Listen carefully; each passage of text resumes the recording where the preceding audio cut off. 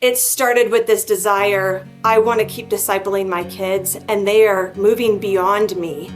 And I need to kind of start running to keep up with them. And the Colson Fellows Program is going to give me the ability to do it. And yeah, it's a lot of time and it's a lot of work, but I'm just an ordinary stay-at-home homeschool mom.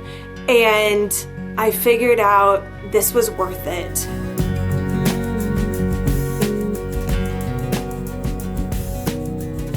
Hi there, and welcome to the Truth Changes Everything podcast. Today, we're taking a slightly different turn. We're talking about the Colson Center Fellows Program, a rigorous, faith-shaping program that equips Christians to think deeply, live faithfully, and engage culture thoughtfully. The Colson Fellows Program is designed to help participants develop a biblical worldview, wrestle with the big questions about life, faith, and society, and then take that learning into their families, communities, and workplaces. My name is Casey Leander. I am the program manager for Summit Ministries, Colorado, and today I am filling in for Dr. Jeff on the Truth Changes Everything podcast. If you love Dr. Jeff, you're not alone, and he is doing fine. However, his voice is shot with an illness, and so while we wait for him to get better, I'm here to host the conversation with today's guests. I'm particularly thrilled because before I signed on with Summit Ministries, I worked with the Colson Center for Christian Worldview, and I'm thrilled about what they do. So today we're going to be joined by a few graduates of the Colson Fellows Program. They're going to share what they've learned, how it shaped their parenting, mentoring, and leadership, and how they apply those lessons to real life. Let's welcome our guests, Kimberly Ford and Kelly McMullin. Kelly McMullin and Kimberly Ford, welcome to the Truth Changes Everything podcast. I'm so excited to do this with you. Thanks for being here. Thank you so much for having us, Casey. This is a blast. Appreciate it. So I would love to just start off by getting to know each of your stories. First, who are you? What are you up to in life? And then we'll get into how you got into the Colson Center Fellows Program. But first of all, yeah, who are you? Give our audience just a small bio of who you are. Why don't you take it, Kimberly? Okay. Well, my name is Kimberly Ford. I live in the Denver metro area. I have been married to my husband, Tom, for 23 years. And I'm a mom to 3 teenage boys, 19, 17, and 14. The oldest is in college. He is a sophomore and an RA at his college. I've got a senior getting ready to go to college, and I've got a freshman in high school. And I've been homeschooling for 12 years. And just this last year, we closed our homeschooling doors, and my youngest is now going full-time to school. And God just recently is opening up doors for more discipleship during the day. I like to joke that I've lost my day job, but my night job is going strong. That's awesome. Kelly, what about you? Yeah, my story is very similar to Kimberly's. I am also a wife and mom of 3. When I was doing the Colson Fellows last year, I had all 3 of them still living at home. I have 2 adult children. One of them was a senior in college, or not college, high school last year. And so it was a busy time. I work part-time for Summit in the marketing department. I'm a parent engagement specialist, so I get the privilege and honor of talking to so many different Summit parents. And that's actually how I first heard about the Colson program, was through one of our moms. I was talking with her on the phone and she was telling me about it. And I thought, wow, that sounds really interesting for you. Like, I was not ready at all, but you know how God is. It was a process. I kept hearing about it. And I actually had the opportunity for Summit to go have a table at Colson's national conference, because it was in the DFW area where I live. And I got to just interact with so many Colson Fellows who had gone through that year and were at the commissioning ceremony. So I got to ask them so many questions, like, how did you find out about this? What was your favorite books? What did you learn about it? How was it difficult? What should I do to prepare? And so it was really a blessing to be able to talk to them and find out ahead of time a little bit more about the program. Man. Okay, so I'm so excited to have this conversation with you guys because while I myself am not a Colson Fellow, I wasn't elite enough, but I did work for the Colson Center alongside John Stone Street before I got poached essentially by Summit to come over to their side of the tracks. But I'm like a gushing, raving fan of the Colson Fellows program. Whenever I meet someone who has gone through the program, I always just want to salute them. I don't know if you feel that way, but just they're like elite, you know. I feel like maybe if you would see like the Buckingham Palace guards or like a Canadian Mountie or something. It's that feeling of like, wow, like I'm seeing a legend with my own eyes. But for our listeners who actually, they don't have any context on the Colson Fellows, could one of you, maybe Kelly, would you explain what the Colson Fellows is? Just give us a 20,000 foot overview of what this program does. Yeah, absolutely. So it's a 10-month journey in Christian formation that really grounds believers in the true story of reality and equips them to live faithfully within it. That's kind of the overview. I'm a detailed person, so I love to get into the nuts and bolts of things. But basically, in that 10 months, you're going to be studying a lot of different things through different materials. So you'll have articles, books, videos, all kinds of different mediums to study things. And the really awesome thing about the Colson curriculum, these writers are geniuses because everything kind of rotates. Even though you're reading different books, you'll start seeing the same themes throughout those books and articles and videos. So it's really helpful because especially like Kimberly and I, we haven't been in school in a while. At least I don't know about you, Kimberly, but I hadn't. It's been a long time. And so it can be intimidating for adult learners to go back to such a rigorous curriculum because it is 8 to 9 hours a week of work. But however, at the same time, like if you are passionate about something and God has put it on your heart, you're going to make the time to do this. And so I think one of the things that really helped was just knowing what I was getting into when I got into it by talking to those other people and knowing, I don't need to get behind. I need to stay ahead on my readings and everything. But there's ways to do that. You can listen to audiobooks instead of a regular book, or you can, or reading or whatever's best for your learning style. There's also ways to just to get ahead, to stay focused. There's just I was thinking about something and I just lost my train of thought, but definitely it was just such a blessing. It wasn't as hard as I thought. I was already reading, so now I just had a curated reading list. So and you have people there to help and support you as well. I love the Fellows program because it's a way of grounding a Christian worldview in everyday life, and the Colson Center is doing that so well. They're an amazing, almost sister organization to Summit in that our aim is definitely at the rising generation and parents. So that's our sweet spot. But the Colson Center right now with their Fellows program is reaching with a really incredible worldview education, people in every walk of life, and equipping them to live out that biblical worldview, like you said, just doing their regular 9-to-5 job, but with new eyes. And I've talked to, at this point, dozens of fellows.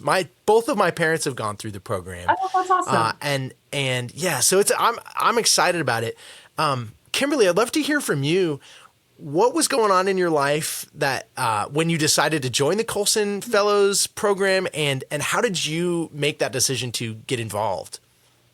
Yeah, so it was really started because of entering that stage with my teenage boys where they were wrestling with the worldviews, and I was going like, how do I meet them where they're at and really have conversations about the hot button topics that are coming up? And I felt pretty ill-equipped for it. And so that was why we decided to send our oldest two to Summit in 2024. I was kind of one of those crazy parents where I printed off their schedule and I was following along it, hour by hour. And awesome. I was looking up all the different speakers that they were being introduced to and the topics. And I was realizing, wow, if I had to speak to them about these things, I would have no idea where to start, but they're being taught this. And I'm so grateful that there is a place for them to go and wrestle with these big ideas, but I don't want it to stop there. I wanted to be able to have those deeper conversations when they came home and be able to engage on an ongoing basis, because that's really my heart, is to disciple our boys ongoing. And it happens in the cracks of the day, in the little moments where you're not even expecting it. And they're bringing up these hard questions. You're like, I'm making dinner right now. Hang on, let me pause that for a second. Okay, let's have this meaningful conversation. I'm not like ready for it when they're ready, but I wanted to be ready. And so after they went to Summit, I had talked to a friend who actually introduced us to Summit. She had just finished the Colson Fellows program. And she said, okay, I see you've got questions. You're curious. you've got to do this. It's 10 months of what your kids just got introduced to. It's going to lay the foundation you feel like you're missing. So I jumped into it. She told me it was about 8 to 10 hours of homework. I didn't believe her. I thought, oh no, it's just going to be more like a glorified book club. I've got this. This is no big deal. I didn't really know any other Colson Fellows. I didn't realize what I was saying yes to. So when I signed up, I logged into the website where they've got all of the assignments and all of the videos and the book list. And I looked at my husband and said, no, I can't do this. I quit. Like day one, I don't think I can handle this. And he said, okay, let's just work it backwards a little bit here. It's a quality program. And we started looking at what the assignments were. And as we looked at the season of life that I was in when I went through the Fellows program, our 8th grader was homeschooling at the time, and we were doing classical conversations. In 8th grade, he's really got the foundation and the skills to be able to apply what he's learned and move through the curriculum. And I was just helping him meet the milestones and stay on track. So he didn't really need me other than to just be there and be a part of his day. So I had a lot of mental capacity and I had time. And so that's when I decided that I was jumping in wholeheartedly, like all in. I was going to do it, but I was going to need to bring my family along with me. So I said, hey guys, can I listen to podcasts with you? Can I talk to you about the books I'm reading? Because I'm not really an isolated learner. I like to bring everybody into what I'm doing. And so because my 8th grader was sitting there working through his syllabus, I would sit next to him and I'd work through my syllabus. And it became kind of a joint effort between my youngest son and I. And it was beautiful. There were different topics that would come up and we would talk about them right then. And so it was really, it started with this desire. I want to keep discipling my kids and they are moving beyond me. And I need to kind of start running to keep up with them. And the Colson Fellows program is going to give me the ability to do it. And yeah, it's a lot of time and it's a lot of work, but I'm just an ordinary stay-at-home homeschool mom. And I figured out this was worth it.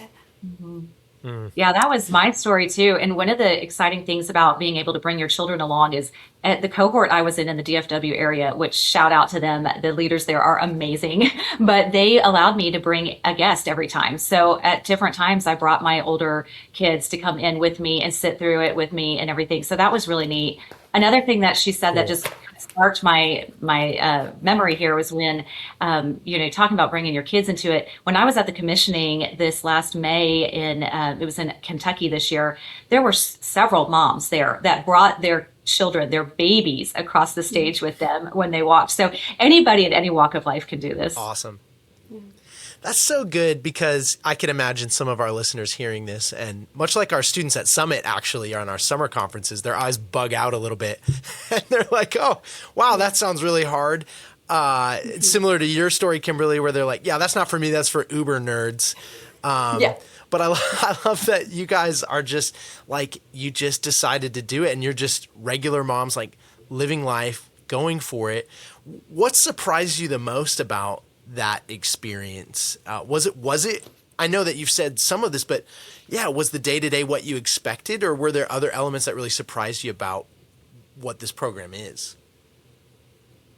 For me, I wasn't surprised at anything organizationally, because from the headquarters all the way down to the local level, everything was so organized. I felt like we really knew what was expected of us and could cross things off the list. I'm a type A checklist person. So, hey, I did that, cross it off. So it was very organized, and there was a support system. Like I said earlier, we had at our local cohort, and I'm not sure if they're all the same way, but I think they probably are similar at least. We would start off with a coaching session every week with the same coach. So this was someone who had already gone through the Colson Fellows program and was there to talk to us about our mission plan, our practicum ideas, and different things that we were doing throughout the year, and to keep us on track and ask us if we had questions. She would check in with us. So that was wonderful. And then also like having, during that time after that, we would have a discussion time. We actually had 3 discussion groups every Saturday when we met once a month on that Saturday. And during that time last year, I think it might have changed this year, but we were tasked to lead groups. And so that was a really stretching and growing part of it, but it was incredible. And because we got to discuss all this information, verbally process everything that we'd been reading for the whole month and talk about it with other like-minded believers. So that was just such a blessing. And then at the very end of every session, we would have something called case studies. And the whole group got together and we would talk about how all this philosophical information really met the real world. And so there would be a situation given to us and then we would discuss it. And much like Summit, it's, love and truth and relationships combined. And so learning to ask good questions, such as, well, what do you mean by that? And things like that, having a good facial expressions and tone and posture when we talk with somebody who disagrees with us. So the whole thing was just so well organized. I was really pleasantly surprised actually about the curriculum, just how everything just repeated itself, as I said earlier. So it was amazing experience. I would do it again. Kimberly, I'd love to ask you. So there's a lot to this program. You meet in cohorts, you do discussions in person, you're trained on how to lead discussions with other people, or even just, it sounds like the art of conversation, which is beautiful. Yeah. You listen to podcasts and you do a lot of reading. So for you, Kimberly, I'm curious, was there a reading or a discussion or assignment that really you look back on and you say, that shaped me? That was pivotal. I wouldn't be who I am if I hadn't read that or gone through that specific reading or assignment. Yeah. Yeah. There's so many books that there were just moments of, wow, this is really impactful. I would have never thought about that before. The variety of videos and the books that we had and the podcasts that we listened to, there was just a lot of content that we got to really be formed by. But I think one of the things that really started to form more of how I looked at the world was the John Stone Street talks and videos that we got to work through. And he started talking about worldview as like the glasses that we all are wearing and that we all put on. But we don't really spend time looking at the glasses. We look through them and we don't realize how we see the world until we start breaking it down and asking questions. And he went through a teaching that talked about the 4 chapters of reality and that God's story is the actual story of reality. And that the 4 chapters are creation, fall, redemption, and restoration. And a lot of times we spend a lot of time and camp out on the fall and redemption, which we absolutely are sinners and we absolutely need a savior. But that's not how it all started, and that's not how it will all end. And recognizing the story that we're in changes everything. If you get the wrong beginning, you're going to get the wrong conclusions to why do we exist and what are we working towards and what is the ultimate goal of life. And so it helped me start slowing down and recognizing, okay, I hear this story in culture.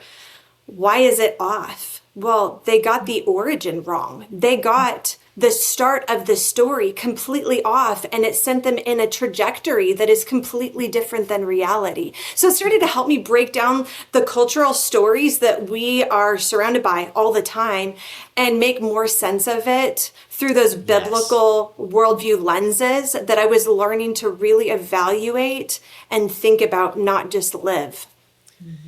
That's so good because thinking of life as a story and which story are we in, and in particular, that 4-chapter Christianity, that there is creation, there is fall, there's then redemption, and there's restoration.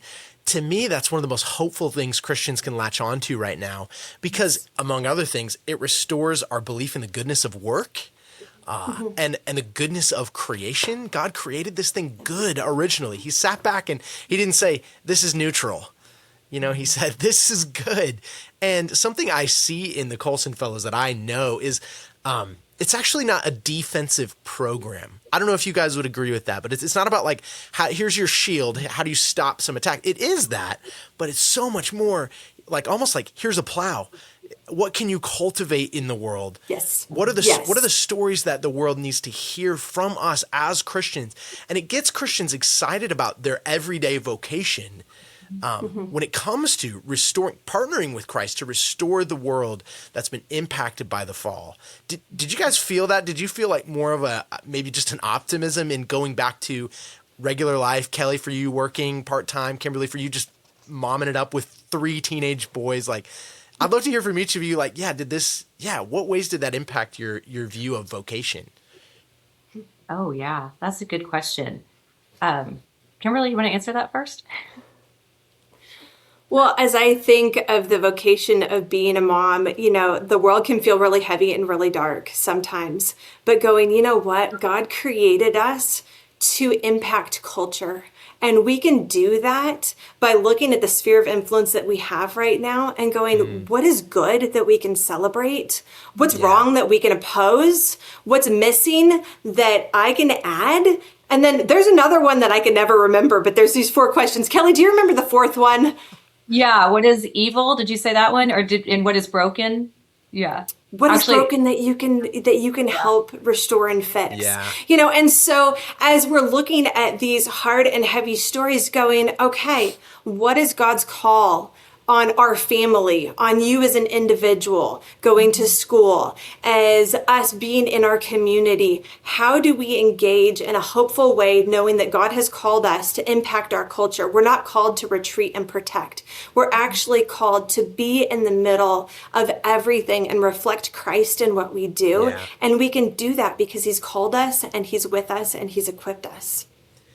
For both of you, the moms of teenagers or 20-somethings, that just fills me with so much excitement too, because I'm just, having been a young man in particular, men and women both need this, but to have 3 teenage young men hear that from their mom and be reminded that, like, we're not just cowering in fear here, guys. Like there's a world that God is calling us to engage with. Oh man, young people right now need that sense of purpose. It's one of the things they're lacking the most.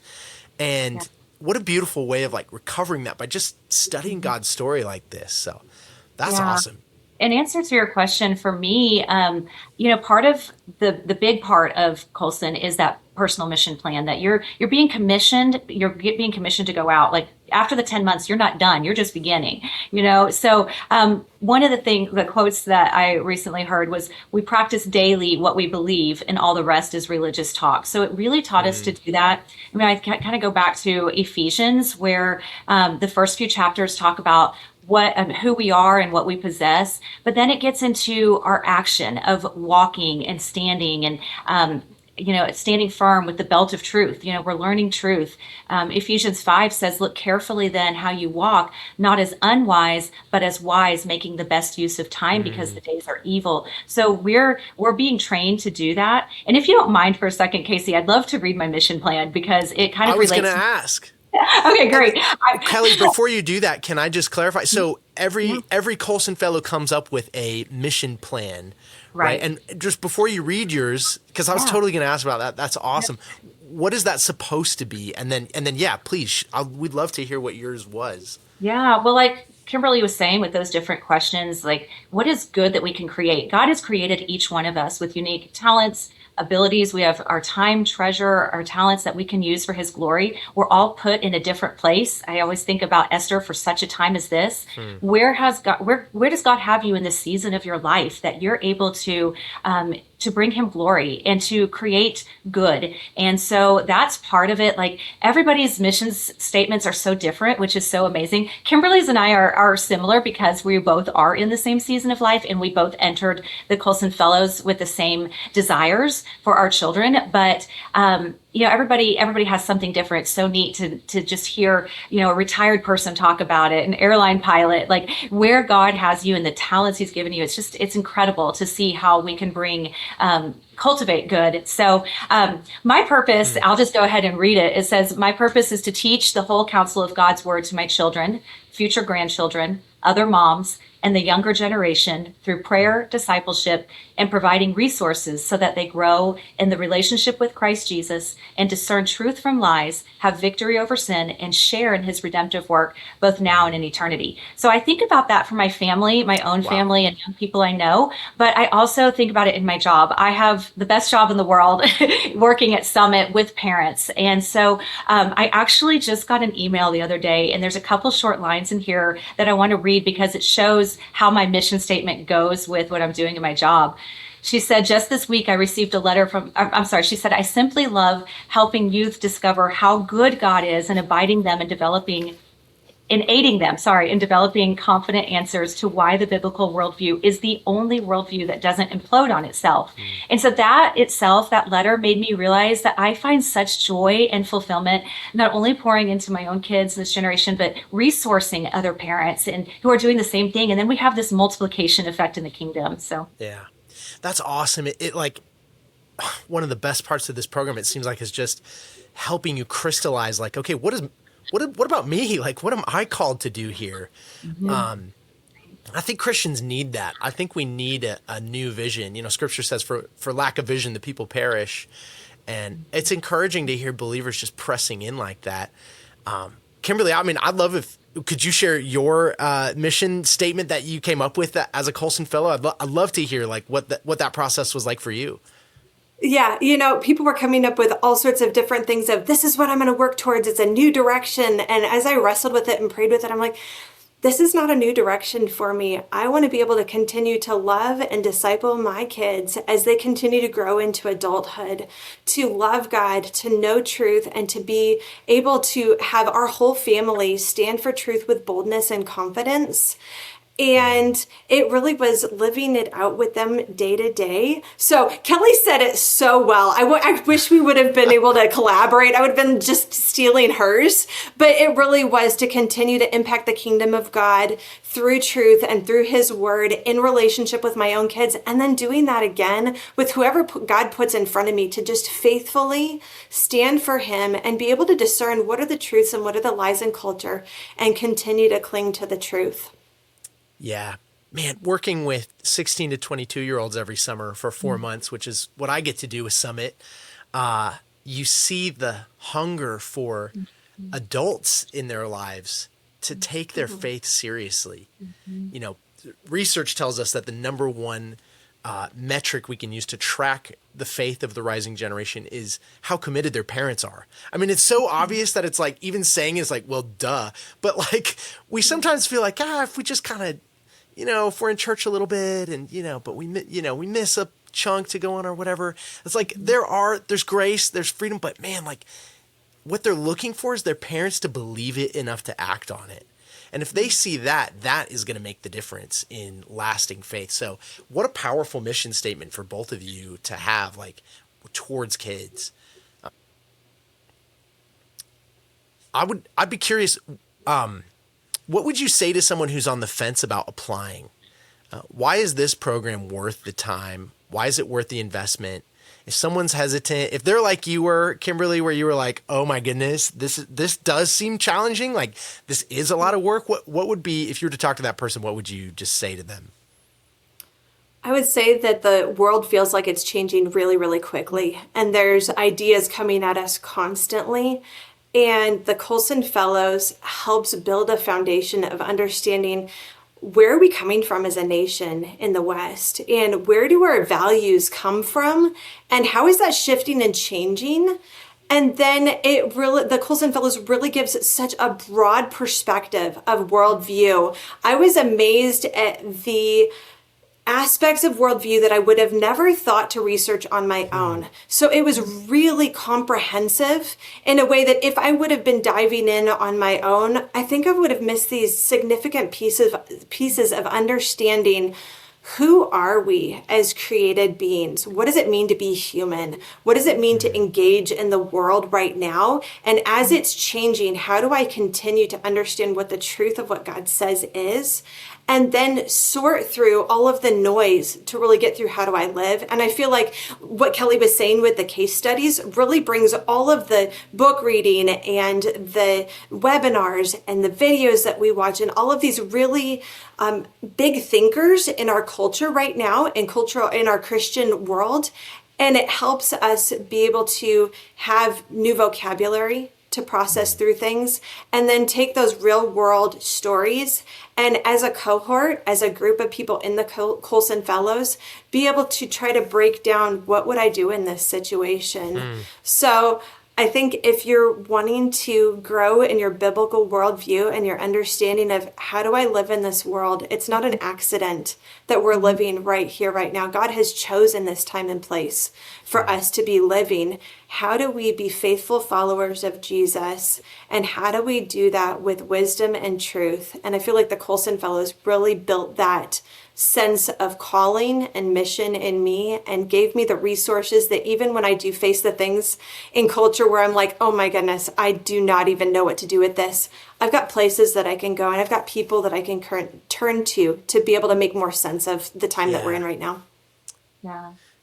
Man, you said that so beautifully, Kimberly. That's my heart as well.